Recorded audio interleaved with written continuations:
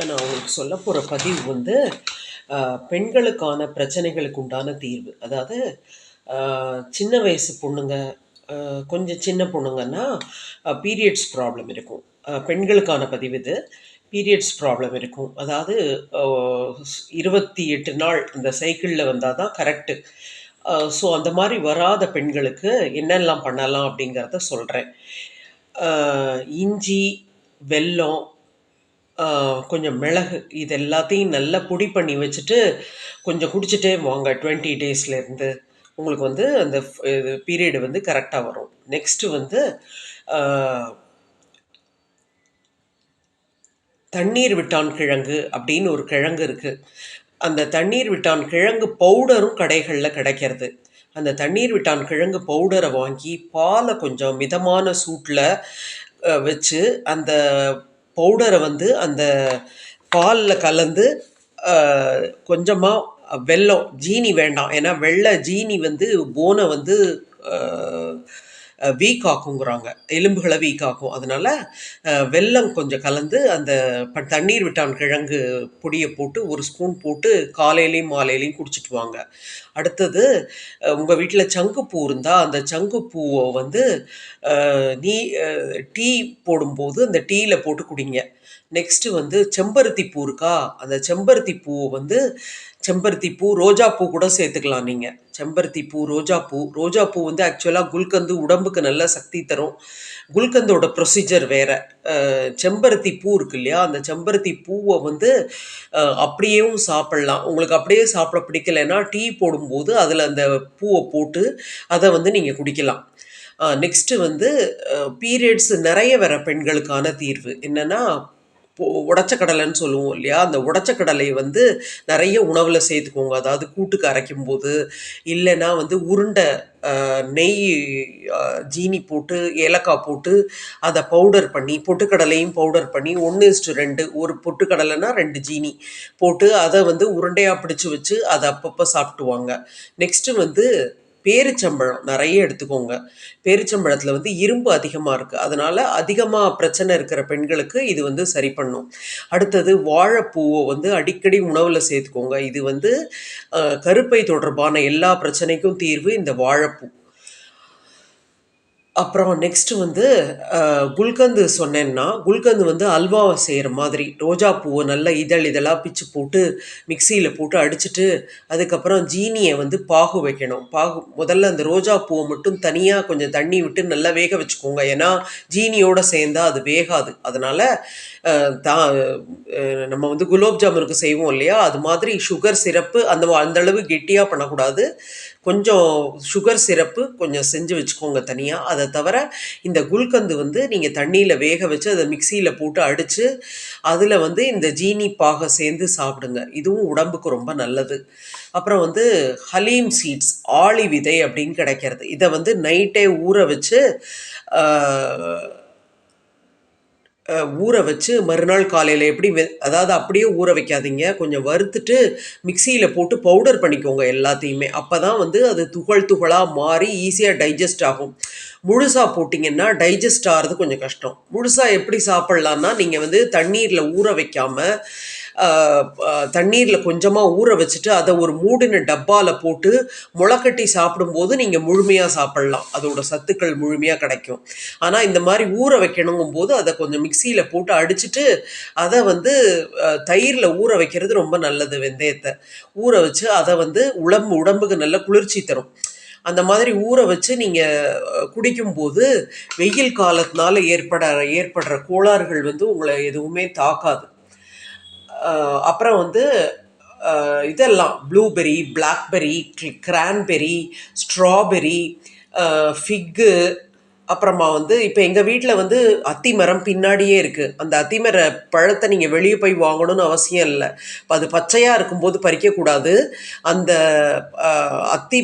அத்திக்காயை வந்து அதிலே இருக்க விடுங்க. அது கொஞ்சம் கலர் ஒரு ப்ளூயிஷ் வொய்லட் கலராக வரும். அது மாதிரி வந்ததுக்கப்புறம் அதை பறித்து அதை சாப்பிடுங்க. ஹீமோக்ளோபின் கவுண்ட் நல்லா இன்க்ரீஸ் ஆகும்.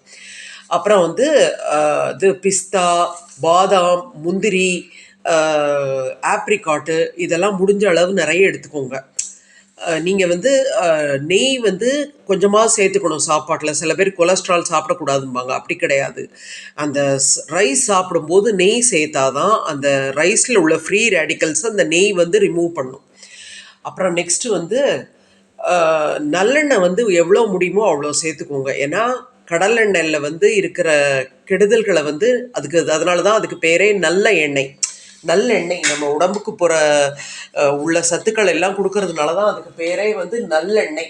அந்த நல்லெண்ணெயை வந்து இட்லி பொடி, அப்புறமா வந்து வத்த குழம்பு, எவ்வளோ தூரம் எடுத்துக்க முடியுமோ அந்த நல்லெண்ணெயை வந்து சேர்த்துக்கோங்க. அப்புறம் பனை வெல்லம், பனை கருப்பட்டி, முடிஞ்ச அளவு இப்போ வெல்லத்திலே உங்களுக்கு தெரிஞ்சிருக்கும், பாகு வெல்லம், மண்ட வெல்லம், அச்சு வெல்லம், இது நாட்டு சக்கரை, நிறைய வெரைட்டிஸ் இருக்குது. உங்களால் எது முடியுமோ, காப்பி குடிக்கிறீங்கன்னா நாட்டு சக்கரை போட்டுக்கோங்க, இல்லை வெல்லத்தை பவுடர் பண்ணி வச்சு போட்டுக்கோங்க. அப்புறம் வந்து முருங்கைப்பூ, முருங்கைக்கீரை இதெல்லாம் வந்து நிறைய சேர்த்துக்கோங்க. இது வந்து உங்களுக்கு அயர்ன் கிடைக்கும். அப்புறம் நெல்லிக்காய் ஜூஸு, நெல்லிக்காயை வந்து உப்பில் ஊற வச்சு கொஞ்சமாக வெல்லம் கலந்து குடிச்சிங்கன்னா உங்களுக்கு வந்து நல்ல ஒரு எனர்ஜி கிடைக்கும். மாதுளம் பழத்தில் வந்து தேன் கலந்து சாப்பிட்டிங்கன்னா உடம்புக்கு உடனடியான சக்தி தரும். இந்த மாதிரி நீங்கள் வந்து தேன் வெல்லத்தை வந்து ஜீனியை ரீப்ளேஸ் பண்ணுங்கள். வெள்ளை ஜீனி வந்து அளவோடு வச்சுக்கோங்க, தவிர்க்க முடியாத சந்தர்ப்பத்தில் மட்டும் உபயோகப்படுத்திக்கோங்க. அப்புறம் நீங்கள் வந்து அடை செய்கிறீங்க இல்லையா, அந்த அடையில் வந்து பழைய காலத்தில் கடலைப்பருப்பு, துவரம்பருப்பு, உளுத்தம்பருப்பு, பாசிப்பருப்பு இதெல்லாம் போடுவாங்க. இதுக்கு பதிலாக பச்சைப்பயிறு, அப்புறமா வந்து மொச்சை, காராமணி, அப்புறமா வந்து நவதானியம்னு சொல்கிறோம் இல்லையா, அதில் கோதுமை வரும். கோதுமை வந்து நம்ம சப்பாத்தியாக சாப்பிட்ருவோம், அதனால் அதை விட்டுருங்க. கொண்டக்கடலை, அப்புறமா வந்து ராஜ்மா, பட்டாணி, இதெல்லாம் வந்து நல்லா ஊற வச்சு, இதை வந்து அரிசியோட ஊற வச்சு இதை வந்து நீங்கள் ஒரு டிஷ்ஷாக செஞ்சு சாப்பிட்லாம். இந்த மாதிரி சாப்பிடும்போது உங்களுக்கு சனீஸ்வர பகவானோட மொத்த ஆசீர்வாதமும் உங்களுக்கு கிடைக்கும். அதுக்கப்புறம் ராகி வந்து உணவில் சேர்த்துக்கோங்க. நீங்கள் எவ்வளோக்கு எவ்வளோ கொலஸ்ட்ரால் உள்ள ஃபுட்டு சாப்பிட்றீங்களோ, ராகி சாப்பிட்டீங்கன்னா அந்த கொலஸ்ட்ராலை பூரா அந்த ராகி வந்து எடுத்துரும். ராகி கஞ்சியாக செஞ்சு சாப்பிட்லாம். ராகியை வந்து உங்களால் மாவு அரைக்க முடியல, ரொம்ப கஷ்டமாக இருக்குது அப்படின்னா, ராகியை வந்து நம்ம ரவை கரைக்கிறோம் இல்லையா, ரவா தோசைக்கு, அது மாதிரி ராகியை வந்து தண்ணீரில் கரைச்சி அதோட கம்பு, சோளம், குதிரைவாலி, திணை இதெல்லாம் இருக்கவே இருக்குது. இது எல்லாத்தையுமே நீங்கள் ஊற வச்சு இதை கூட அடையாக செஞ்சு சாப்பிட்லாம். திணை அடை, நவதானிய அடை, அதாவது அரிசி, அதாவது பருப்பு தான் அப்படின்னு இல்லாமல் உங்களுக்கு மற்ற கொட்டை வகைகளும் உடம்புல சேரும். நீங்கள் வந்து இப்போ ராகி சொல்லிட்டு இருந்தீங்க இல்லையா, இதில் வந்து ஜீரகத்தை பிடிச்சி போட்டு பச்சை மிளகா, இஞ்சி எல்லாத்தையும் போட்டு அதை வந்து நீங்கள் ஒரு தோசையாக ஊற்றி சாப்பிட்லாம். அதுக்கு வந்து தொட்டுக்க கொண்டக்கடலை, உடைச்ச கடலை, தேங்காய் சட்னி தான் அப்படின்னு இல்லாமல், அப்புறம் கருவேப்பிலை இருக்குது இல்லையா, கருவேப்பிலை கொத்தமல்லி எல்லாம் எவ்வளோ முடியுமோ அவ்வளோ உடம்புல சேர்த்துக்கோங்க. கருவேப்பிலை கொத்தமல்லி எல்லாம் ஆக்சுவலாக மகாலட்சுமியின் அம்சம்ங்கிறாங்க. அதனால் அந்த தொகையில் கூட நீங்கள் அரைக்கலாம். இப்போ கருவேப்பிலை, இஞ்சி, பச்சை மிளகா, பருப்பு எல்லாத்தையும் வறுத்து கொஞ்சமாக புளி வச்சு அது மாதிரி கூட நீங்கள் தொகையில் செஞ்சு சாப்பிட்லாம். இதெல்லாம் வந்து பருவ வயதிலான பெண்களுக்கு ரொம்பவும் யூஸ்ஃபுல்லாக இருக்கும். நெக்ஸ்ட்டு வந்து நீங்கள் இந்த ட்ரிங்க்ஸ் குடிக்கும்போது கொக்கோ கோலா, ஃபேண்டா, பெப்சி இதெல்லாம் குடிக்காதீங்க.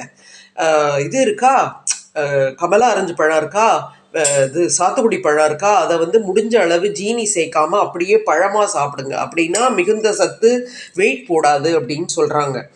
அப்புறம் நெக்ஸ்ட்டு வந்து மாதுளம் பழம், இது மாதிரி எல்லா பழங்களுமே சேர்த்துக்கோங்க.